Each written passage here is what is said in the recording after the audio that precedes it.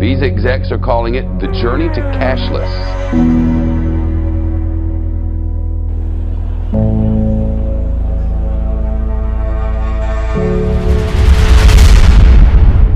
First of all, I'd like to say that we always had a disruption.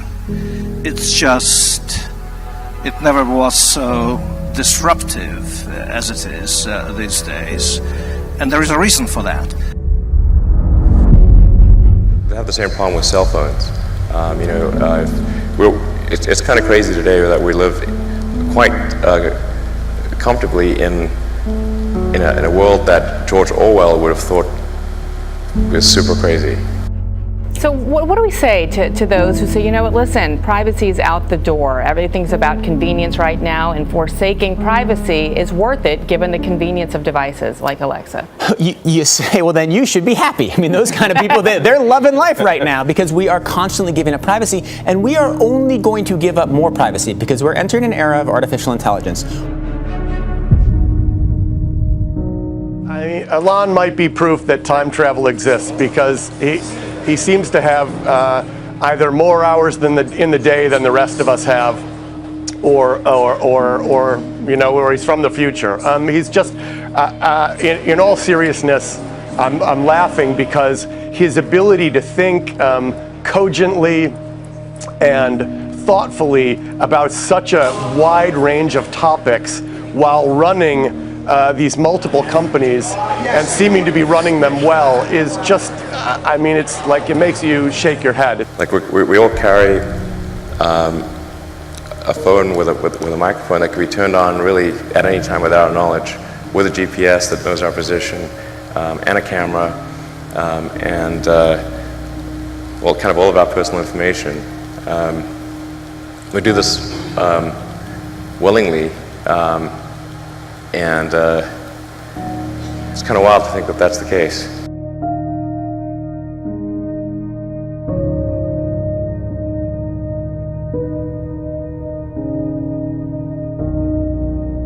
To get that data everywhere, they have to invade your privacy in all kinds of ways. So we have this constant trade-off. For convenience and for innovation, we give up our privacy. Issuing an alert this week that some so-called smart toys may be spying on your kids. Even though these toys may be a lot of fun, they may be very educational, they may also have a dark side. A sad sign of the times when even toys intended to educate can make trouble. A sad sign of the times when even... But the way privacy and technology work is we just give it up as time goes on. So eventually they'll record more and they'll sell it to more places. But that will use this data, whether or not they're large corporations or governments, to undermine our privacy, which is the foundation of a free society. Well, I was kind of shocked in reviewing the state of things to realize that these had all occurred. The digital age has brought us many wonders, but when you look at the bottom line of how it's impacted our economy and society, it's a troubling report.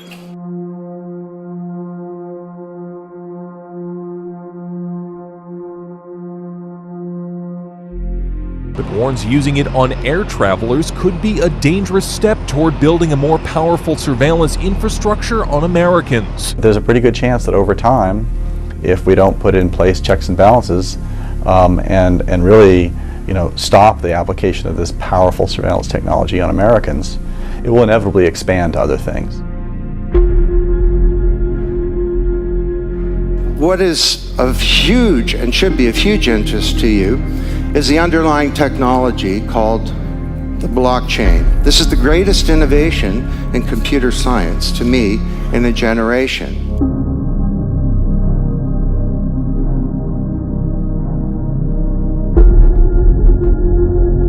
The blockchain is basically, it's a distributed database.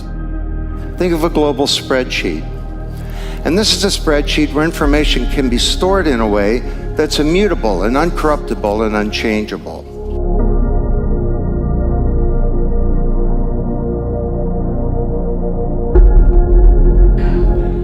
So the problem is here that we seem to be forgetting just how much information we share. as we add it bit by bit in what I like to call data crumbs. Sure, that one picture you upload doesn't say a lot, but don't forget that this information is combined. And when it is, it provides an incredibly in-depth picture into your life.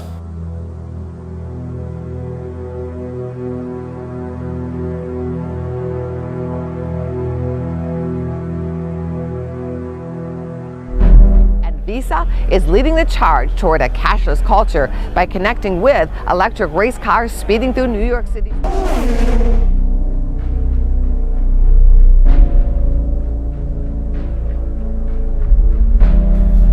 We're already sharing biometric data with our phones, such as face scans and fingerprints, in order to unlock them, as well as some basic medical data.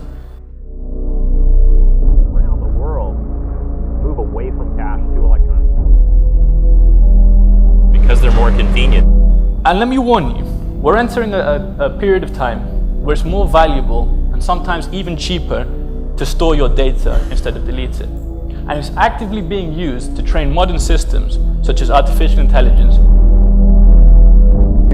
Let's talk about Elon Musk for a second then. I have exposure to the very most cutting edge AI, and I think people should be really concerned about it. I keep sounding the alarm bell. When it comes to the rest of us, Google says that we've only got time until 2030 when robots can match human intelligence. So I invited a special guest today to help me with the opening. So, wake up, my little friend. All right, he's with us. So, could you tell us who you are? I am not Leverns. Now, I know you are not Leverness. Leverness is standing here. So what's your name and why are you here? My name is Nell, and I wanted to tell you all that my younger cousins are getting ready to conquest the world. Really? By a computer, that a computer would either never beat the best human player or that it was 20 years away. And last year, AlphaGo, which was done by DeepMind, which is a kind of a Google subsidiary, absolutely crushed the world's best player. And now it can play at the top 50 simultaneously and crush them all. So, just like that pace of progress is remarkable.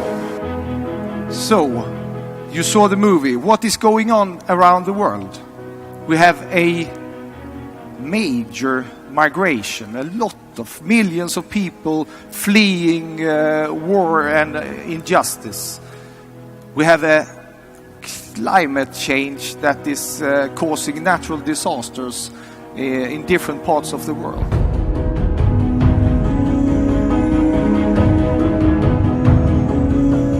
We have, as you heard, a rapid urbanization. Actually, 200,000 people every day move into urban areas globally. Problems today are more global, and this means there is no way any country can solve them by itself, and we need global answers. The Agenda 2030 is an agenda aiming at a fair globalization.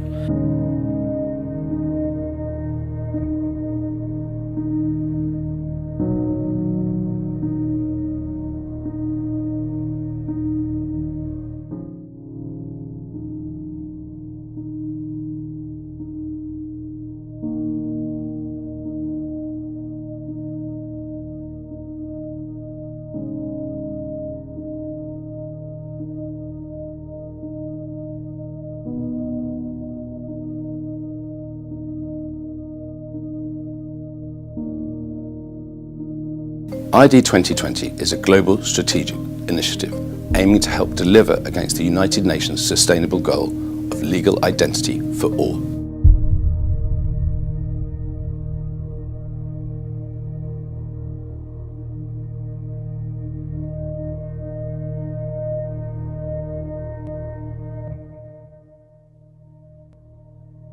The Supreme Court has ruled that the right to privacy is not a fundamental right. But look at today's day and age, it's all digitized, all the information.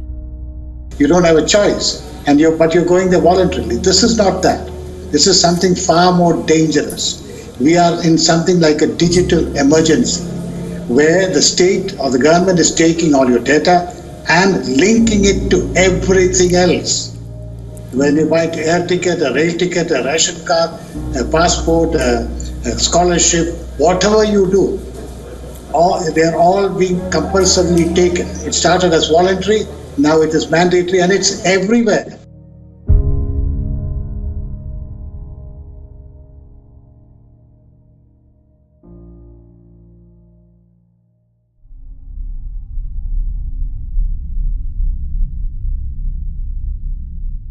So we're at one of those weird turning points, once again, in human history, where we're going to get another kick at the can to rewrite the economic power grid and to make a world that's more peer-to-peer and that's more just and that's more transparent. What an exciting time to be alive. Attendance was off the charts, the largest participation ever at an NGA meeting. AI is a fundamental risk to the existence of human civilization, in a way that car accidents, airplane crashes, faulty drugs,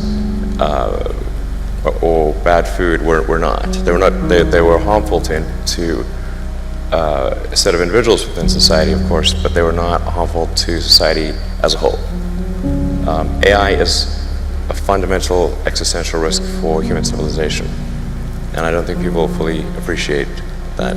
We give them a set of rules and they follow them.